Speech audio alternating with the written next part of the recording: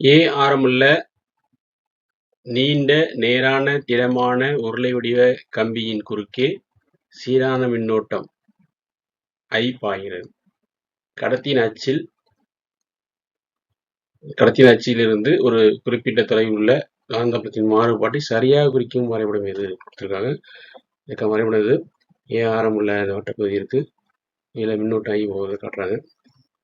இதில் வந்து என்ன உங்களுக்கு மின்னோட்டமாக என் கடத்தியின் வெளியே உங்களுக்கு உருவாகக்கூடிய காந்தப்புலத்தை நம்ம அதற்கான சூத்திரங்களை கம்பேர் பண்ணாலே இதுக்கான வரைபடத்தை கண்டுபிடிச்சிடலாம்.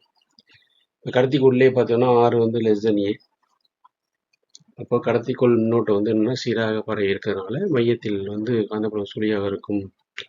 ஆரத்தின் மதிப்பை அதிகரிக்க உங்களுக்கு காந்தப்புலம் நேர் விகிதத்தில் அதிகரிக்கும்.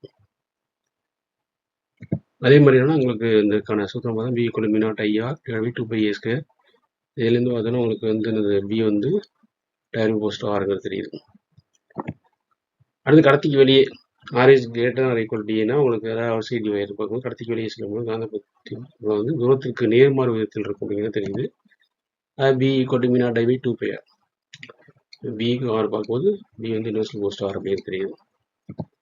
அப்போ இதுலேருந்து என்னன்னா கடத்தியின் மையத்திலிருந்து மேற்பரப்பு காந்தப்புலம் நேராக உயர்ந்து மேற்பரப்பில் அதிகபட்ச மதிப்பை அடைந்து பின்னர் வளைவாக குறையும் வரைபடம் தான் நமக்கு கரெக்டான வரைபடம். அப்போ ஆப்ஷன் ஏல உள்ள வரைபடம் தான் சரியான வரைபடம்.